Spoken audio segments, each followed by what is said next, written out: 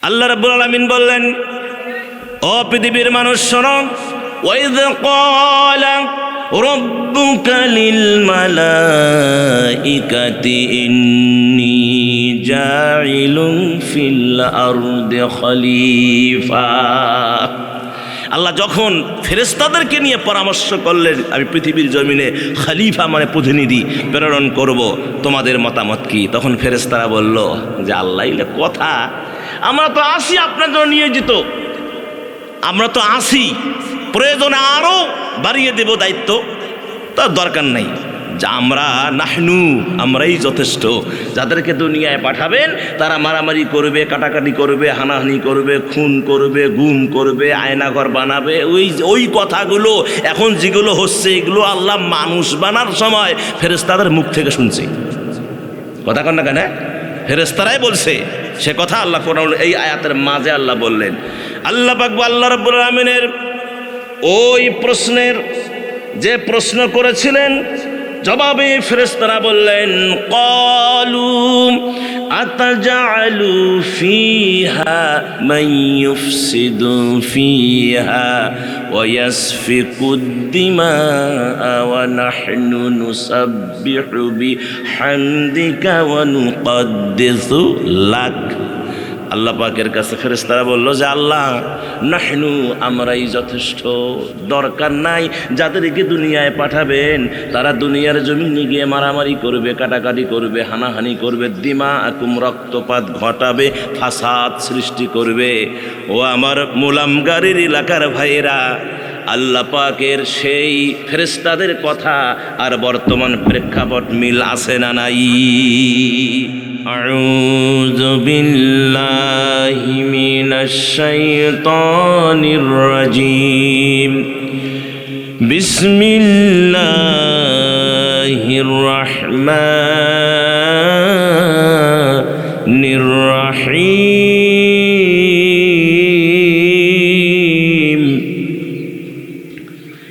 ইয়া আইয়ুহাল্লাযীনা আমানু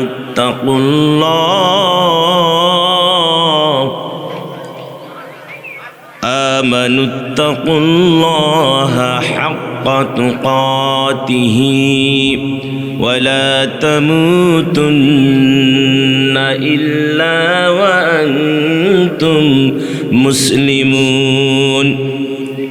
وقال رسول الله صلى الله عليه وسلم عن أبي هريرة رضي الله تعالى عنه قال قال رسول الله صلى الله عليه وسلم من مات ولم يغز ولم يحدث به نفسه مات على شعبة من النفاق. وقال الله تعالى في شان حبيبه ومحبوبه صلى الله عليه وسلم إن الله وملائكته يصلون على النبي يا أيها الذين آمنوا صلوا عليه وسلموا تسليما.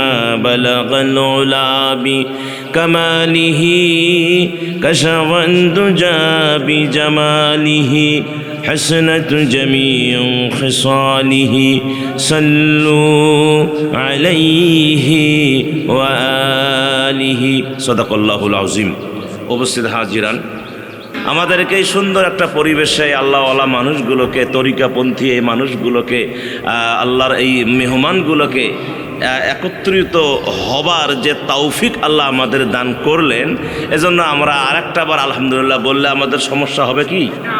আমরা যখন এসেছি জান্নাতের বাগানে, এই জায়গাটা কিন্তু এখন আর সাধারণ এটা জায়গা, খুলি বা আঙ্গিনা নয়। এই জায়গাটা কিন্তু আলেমদের পদচারণায়, আলেম ওলামাদের পদচারণায়, মুরব্বীদের পদচারণায়, এক কথায় কোরআনের বরকতে আমার ভাইয়েরা এটা জান্নাতের টুকরা হয়ে গেছে।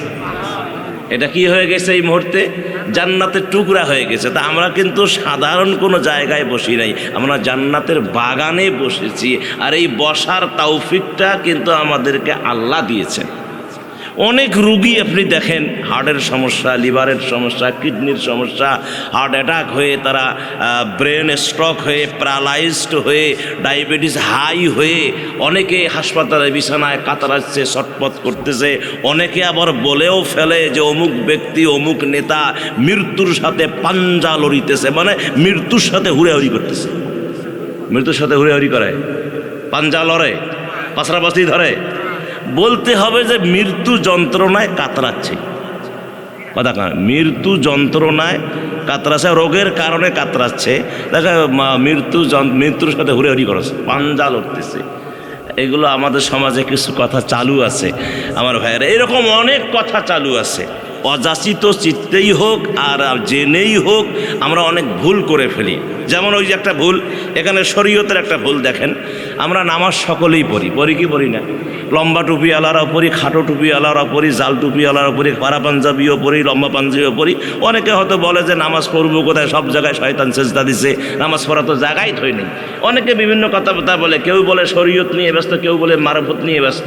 আমার ভাইয়েরা, কে কি নিয়ে ব্যস্ত থাকেন, কিন্তু অন্তরটা রাখতে হবে পরিষ্কার, তাকওয়া অবলম্বন করতে হবে। আপনি যেদিকেই যান না কেন আপনার হিসাবটা মিলাতে হবে কোরআন এবং সুন্নাহ। কথা বলেন, যেদিকেই যান না কেন হিসাব কি মিলাতে হবে? কোরআন এবং সুন্নাহর হিসাব মিলাতে হবে। কেননা আল্লাহ সুবহানাহু ওয়া তাআলা বলেছেন, রসুল যেটা বিদায় হজ্জে ভাষণ দিয়েছেন, এই ১০০ লক্ষেরও বেশি সাহাবাদের সামনে জাবালে রহমতের যে এখন পিলার, যে হাজী সাহেবরা এখন গিয়ে জাবালে রহমতের যে পিলার দেখেন, ওই পিলারের হুজুর ওইখানে দাঁড়ায়া বিদায় হজ্জের ভাষণে বলেছেন যে আমি তোমাদের কাছে, হয়তোবা আমি আর সামনে আসতে পারবো না, আমি তোমাদের কাছে দুইটা জিনিস রেখে যাচ্ছি, তোমরা যদি আঁকড়িয়ে ধরো তোমাদের ঈমান টলবে না, ঈমান নষ্ট হবে না। সেটি হলো কিতাবুল্লাহ ও সুন্নাতে রাসূলুল্লাহ সাল্লাল্লাহু আলাইহি ওয়াসাল্লাম। কথা বলেন, যে আমি রেখে গেলাম কি দুইটা জিনিস, একটা হলো কিতাবুল্লাহ, এটা কার কিতাব, আর একটা সুন্নাতে রাসূলুল্লাহ, আমি রাসূলের সুন্নত হাদিস, এই দুইটা রেখে গেলাম। যদি আঁকড়িয়ে ধরো তোমাদের ঈমান নষ্ট হবে, ঈমান টলবে না। আমার ভাইয়েরা, নামাজে দাঁড়িয়ে আমরা পড়ি আলহামদুলিল্লাহি রাব্বিল আলামিন। এভাবে যদি আপনি আরও 100 বছর হায়াত পায়া যদি আরও 100 বছর হায়াত পান, আপনার নামাজ হয়নি নামাজ। এখন আপনার প্রশ্ন, হুজুর এটা কথা বললেন, তাহলে হবিটা কি আমাদের? আপনি যে আলহামদুলিল্লাহি রাব্বিল আলামিন দিয়ে নামাজ যদি পড়ে থাকেন, আপনার নামাজ হয়নি। যদি আপনি বলেন কেন হয় নাই, যদি প্রশ্ন করেন তার জবাব আছে। জবাব হলো, এইখানে আপনার আলহামদু একটা বড় হা আর একটা হলো ছোট হা, একটা হাই হত্যি, একটা হাই হাওয়াজ, একটা লম্বা হা, একটা গোল হা। আপনি যদি লম্বা হা দিয়ে পড়েন, অর্থ দাঁড়াবে সমস্ত প্রশংসা জগৎ সমূহের যিনি প্রতিপালক সে রব্বুল আলামিনের জন্য। আর যদি গোল হা দিয়ে পড়েন, জিলাপির মতন পেছানো যে হা আছে, ওটা দিয়ে যদি পড়েন, তাহলে অর্থ দাঁড়াবে সমস্ত নাজাসাত খারাপি জগৎ সমূহের প্রতিপালক আল্লাহর জন্য। তাহলে সমস্ত নামাজত দাঁড়িয়ে যদি বলেন সমস্ত নাজাসাত খারাপি জগৎ সমূহের প্রতিপালক আল্লাহর জন্য, আপনার নামাজ হবে? আপনারাই বিচার করেন, কথা কন না কেন? তাহলে এই যে সর্বনাশ, পীরের মুরিদ হয়ে করবেন কি? ইসলামী আন্দোলনের বড় নেতা হইবে কি কর? কিয়ামতের মধ্যে নেতাগিরি চলবে? কোনো পেশাবের মুরিদ দিয়ে চলবে? যদি আপনি আল্লাহকে খুশি করে যেতে না পারেন, কথা বলেন, বিধায় তরিকা ধরতে হবে, তরিকা মাফিক চলতে হবে আপনাকে। সে তরিকা কোন তরিকা? যে তরিকায় কোরআন আছে, হাদিস আছে, যে তরিকা আমার রসুল করছেন, যে তরিকা আমার আল্লাহ করতে বলেছেন। আমার সম্মানিত মুসলমান ভাইয়েরা, এটা একটা গেল। 2 নম্বর যেটা আমরা ভুল করে ফেলি, নামাজে দাঁড়িয়ে কুল হুয়াল্লাহু আহাদ, শরীর চলো না দুর্বল, কুল হুয়াল্লাহু আহাদ আল্লাহুস সামাদ লাম ইয়ালিদ ওয়া লাম ইউলাদ, নামাজ হয়নি, সারা জীবন পড়ছে, নামাজ হয়নি। যদি বলেন কেন হুজুর হয়নি, হ্যাঁ, নামাজ এই জন্য হয় নাই, এখানে আপনার একটা 2 নোক্তাওয়ালা কপ আছে, আর একটা সাপের মতন ক্যারাবার একটা আছে, ছোট কাপ আর বড় কাপ। আপনি যদি বড় কাপ দিয়ে কুল কুল কুল এটা দিয়ে পড়েন, তাহলে অর্থ হয় বলুন আল্লাহ এক। যদি আপনি ছোট কাপ দিয়ে পড়েন কুল হুয়াল্লাহু আহাদ, অর্থ হবে আপনার খাওয়া আল্লাহ এক। কুল মানে কি খাওয়া হয় না, আর কুল মানে বলুন। তাহলে এই আপনি যদি এভাবে নামাজ পড়েন, তাহলে আপনার নামাজ তো হবে না ভাই। এখন যদি আপনাদের প্রশ্ন করে যে ভাই আপনাদের বানাইছে কি দিয়ে আল্লাহ, বলেন তো দেখি কি দিয়ে বানাইছে, বলেন। কথা কয় না, কি দিয়ে বানাইছে? মাটি দিয়ে। এই যে ভুল ওয়াজ, সারা জীবন শুনছেন মাটি দিয়ে মাটি দিয়ে মাটি দিয়ে, অথচ আল্লাহ কোরআনে বলছে যে আমি বান্দাকে শুধু একজনকে মাটি দিয়ে বানাইছে, তার নাম আদম। হাওয়াকেও আল্লাহ মাটি দিয়ে বানায়নি, বাঁকা হাড় দিয়ে বানাইছে। কথা কন না কেন? কথা কি ওয়াজ কি ভুল করতেছি আমি? মুফতি সাহেব কই? হ্যাঁ, কি ওয়াজ কি ভুল? হুজুর কথা কন না কেন? ওয়াজ কি ভুল করতেছি?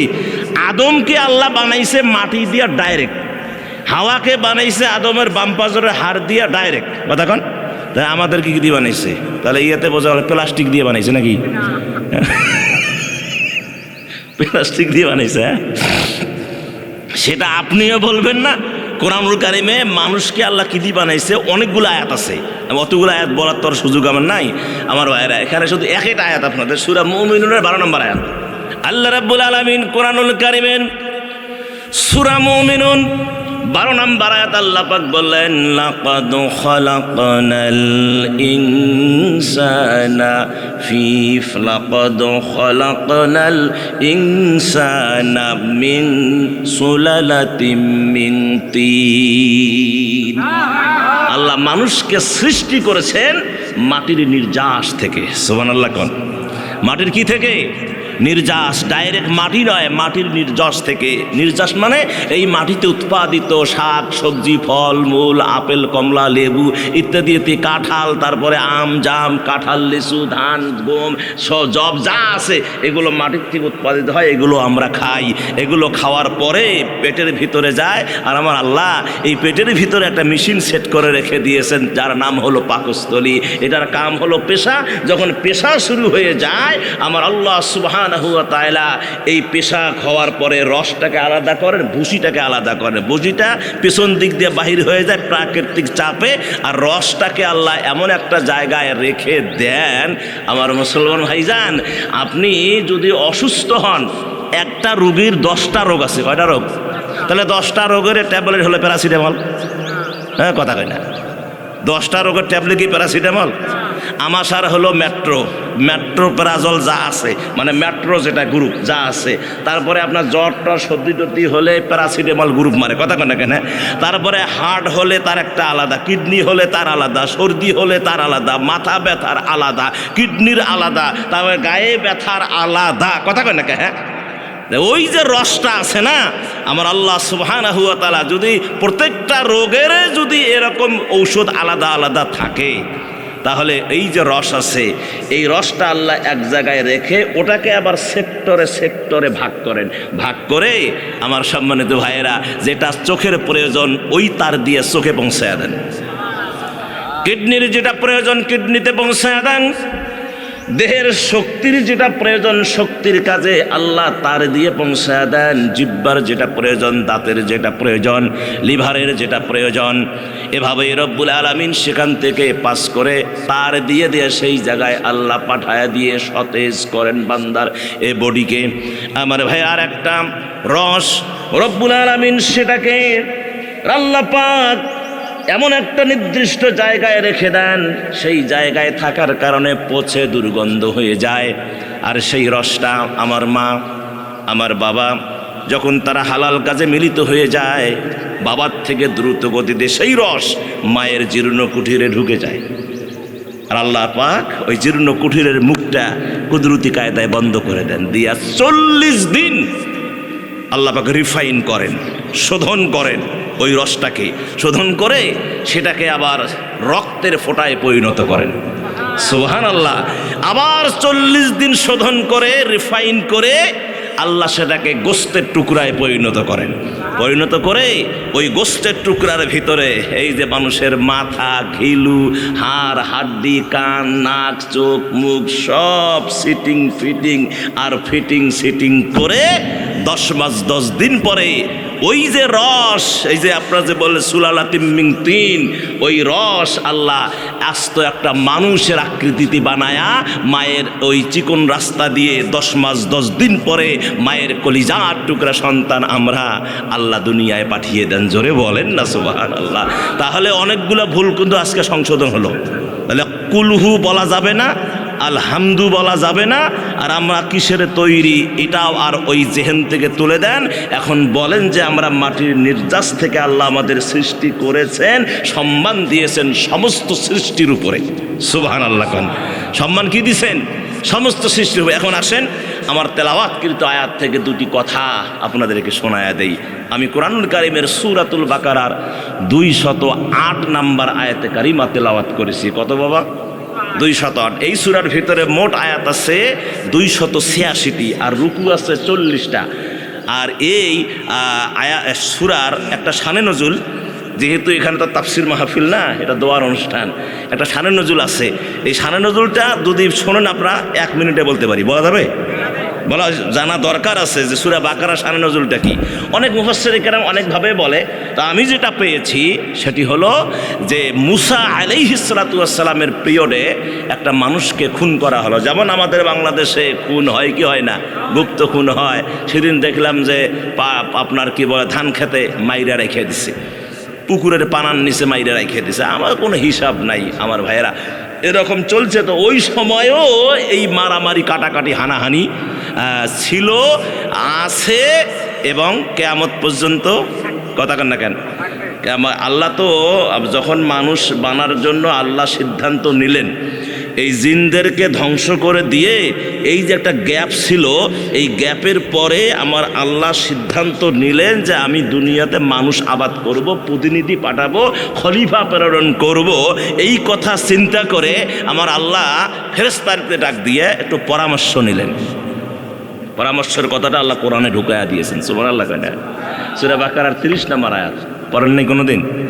আল্লাহ রাব্বুল আলামিন বললেন, ও পৃথিবীর মানুষ শোনো, ওয়াইয ক্বালা রাব্বুকা লিল মালাইকাতি ইন্নী জাইলুন ফিল আরদি খলিফা। আল্লাহ যখন ফেরেশতাদেরকে নিয়ে পরামর্শ করলেন আমি পৃথিবীর জমিনে খলিফা মানে প্রতিনিধি প্রেরণ করব, তোমাদের মতামত কি? তখন ফেরেশতারা বলল যে আল্লাহ এলে কথা, আমরা তো আসি আপনার জন্য নিয়োজিত, আমরা তো আসি, প্রয়োজনে আরও বাড়িয়ে দেব দায়িত্ব, তার দরকার নেই। যা আমরা নাহনু, আমরাই যথেষ্ট। যাদেরকে দুনিয়ায় পাঠাবেন তারা মারামারি করবে, কাটাকাটি করবে, হানাহানি করবে, খুন করবে, গুম করবে, আয়নাঘর বানাবে। ওই কথাগুলো এখন যেগুলো হচ্ছে এগুলো আল্লাহ মানুষ বানার সময় ফেরেশতাদের মুখ থেকে শুনছি। কথা কন না কেন? ফেরেশতারাই বলছে সে কথা। আল্লাহ কোরআন এই আয়াতের মাঝে আল্লাহ বললেন, আল্লাহ পাক আল্লাহ রাব্বুল আলামিনের ওই প্রশ্নের যে প্রশ্ন করেছিলেন জবাবে ফেরেশতারা বললেন, ক্বালু আতাজআলু ফিহা মান ইউফসিদু ফিহা ওয়া ইয়াসফিকুদ দিমাআ ওয়া নাহনু নুসাব্বিহু বিহামদিকা ওয়া নুকদ্দিসু লাক।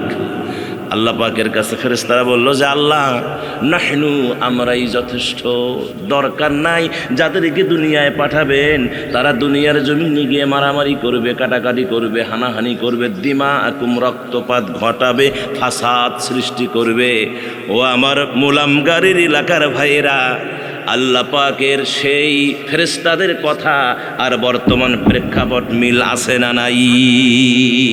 আছে না নাই? হ্যাঁ, আজ মামলা হচ্ছে ভাই ভাইয়ের বিরুদ্ধে মামলা, বোন বোনের বিরুদ্ধে মামলা, নেতা নেতার বিরুদ্ধে মামলা, স্ত্রী স্বামীর বিরুদ্ধে, স্বামী স্ত্রীর বিরুদ্ধে। কি মামলা নাই? বগুড়ার কোর্টে, জয়পুরহাটের কোর্টে কি মামলা হয় না? হ্যাঁ, ভাই ভাইয়ের শত্রুতা। পরশুদিন খবরে দেখলাম সামান্য জমি জমা নিয়ে ভাইকে, তার আর এক ভাই, ছোট ভাই বড় ভাইকে দিবালোকে একবারে কোপ দিয়ে শেষ করে দিল। চলছে মারামারি কাটাকাটি। এগুলো কিন্তু ফেরেশতারা আগে বলেছিল। আল্লাহ যদি ওই সময় ফেরেশতাদের কথাটা শুনতো তাহলে আজকে আর এই খুলির আঙ্গিনায় বসে আজ আর ওয়াজ শোনা লাগতো না। কথা কেন কেন? হ্যাঁ, আমাদের কোনো অস্তিত্বই থাকতো না।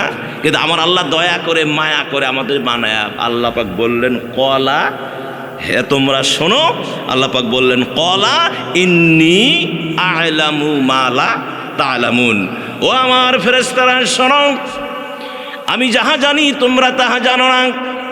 আল্লাহ মানুষদেরকে সৃষ্টি করলেন, সৃষ্টি করার পরে আল্লাহ পাক বললেন, বান্দারে আমি তোমাদের সৃষ্টি করেছি একটা উদ্দেশ্য নিয়া, এমনিতে তোমাদেরকে সৃষ্টি করি নাই। তোমাদেরকে দুনিয়ায় পাঠাইছি এমনিতে না, একটা উদ্দেশ্য আছে।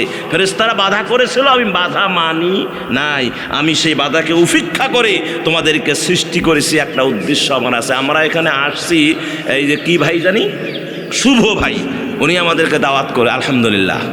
ওনার বাবার ওসিয়ত, উনি ওসিয়তকে রক্ষা করতে গিয়ে উনি আমাদেরকে দাওয়াত করেছেন। সেই দাওয়াতে আমরা আসছি, একটা উদ্দেশ্য আছে, আছে না নাই? কি উদ্দেশ্য আছে? দাওয়াত করছে, ওয়াজও শুনবো, জোহরের নামাজ পড়বো, 4টা খাবো, তারপরে দোয়া দরুদ পড়তে পড়তে চলে যাবো, এই উদ্দেশ্য না? তা আল্লাহ আমাদেরকে বানাইছেন, একটা উদ্দেশ্য আছে না নাই? এই জোরে করে আছে না নাই? আল্লাহ রাব্বুল আলামিন বললেন সূরা বাকারা কত নম্বর আয়াত? 208 নম্বর আয়াত। শানে নজুলটা হলো মুসা আলাইহিস সালাতু ওয়াস সালাম, মনে আছে তো? মুসা আলাইহিস সালাতু ওয়াস সালাম ওনার জামানায় কি হলো? মারামারি কাটাকাটি, কথা বলেন, এখান থেকে স্লিপ করছে, মারামারি, একজনকে খুন করা হলো। সে এখন এই বিচার কে করবে? সবাই মুসার কাছে আসলো, বলল যে আপনি আল্লাহর নবী, আমাদের এই লোকটা যে মারা গেল তার একটা আপনার একটা বিচার করে দেন, কে মারলো একটু আমাদের নির্ণয় করে দেন। তো উনি বললেন, তোমরা একটা কাজ করো, একটা গরু জব করো, একটা গাভী জব করো, গাভী জব করে ওই গাভীর যে কোনো একটা অংশ দিয়া যদি মৃত্যু ব্যক্তিকে ছোঁয়া দেন, টাচ করেন, তাহলে কে তারে মারছে সে আস্তে করে জিন্দা হয়ে ওই লোকটার নাম বলে দিবে। তাহলে আর মানুষের সাক্ষী দরকার আছে? যে যাকে মারা হয়েছে সেই যদি বলে, তাহলে আর কোনো সাক্ষীর দরকার আছে? সাক্ষীর দরকার নাই। এখন মারছে তো ওই বদমাশেরাই, ওদের মধ্যেই তো খুনি আছে। এখন তারা চিন্তা করলো, যদি গাভীর এই অংশ দিয়ে ছোঁয়া দেয় আর মৃত্যু ব্যক্তি যদি জীবিত হয়ে বলে, তারা ধরা খেয়ে যাব। তারা একটা বিভিন্ন কায়দা করে তারা একটা ফাসাদ সৃষ্টি করলো, সেখানে একটা গন্ডগোল করে সেখান থেকে তারা চলে গেল। এই গন্ডগোলের বিরুদ্ধেই আল্লাহ এই সূরা অবতীর্ণ করেছে। আয়াতটি হলো ইয়া আইয়ুহাল্লাযীনা আমানু ইত্তাকুল্লাহ, যদি আপনি না থামেন আমানুত্তাকুল্লাহ, থামলে ইত্তাকুল্লাহ হাক্কা তুকাতিহি ওয়ালা তামুতুন্না ইল্লা ওয়া আনতুম মুসলিমুন। সম্মানিত হাজির, টানা অর্থটা হলো, হে ঈমানদারেরা, আল্লাহর কত মায়া, আল্লাহর কত দয়া, বান্দাকে মায়া করে মহব্বত করে ভালোবেসে ডাক দিলেন, হে ঈমানদার বান্দাগণ, ঈমানদারেরা, তোমরা যারা ঈমান এনেছো, তোমরা কি করো? হাক্কা তুকাতিহি ইত্তাকুল্লাহ, তোমরা আল্লাহকে ভয় করো, হাক্কা তুকাতিহি, যেভাবে ভয় করা দরকার। ওয়ালা তামুতুন্না ইল্লা ওয়া আনতুম মুসলিমুন, খবরদার মরিও না, কবরে আসিও না, মারা যাইও না, বিভিন্ন অর্থ দাঁড়ায়, যতক্ষণ পর্যন্ত মুসলমান হতে পারো নাই। লম্বা টুপি মাথায় দিয়ে, খাটো টুপি মাথায় দিলে, গোল পাঞ্জাবি আর ফাড়া পাঞ্জাবি গায়ে দিলে কিন্তু তারে মুসলমান করে, এটা মাজাজি হালতে কয়। হাকিকি হালতে এটাকে কি বলে? হাকিকি হালতে বলে না। হাকিকি হালতে যদি মুসলমানিত্ব অর্জন করতে চান, কোরআন সুন্নাহ মাফিক জীবন গড়তে হবে, আল্লাহকে ভয় করতে হবে, আল্লাহ তাকওয়া অবলম্বন করতে হবে। কথা বলেন। আল্লাহ যেন আমাদের সকলকে সে তৌফিক, আনসারী সাহেব এনা ঘোষণা দেন, আল্লাহ যেন সকলকে এ তৌফিক দান করেন। সকলে বলি আমিন।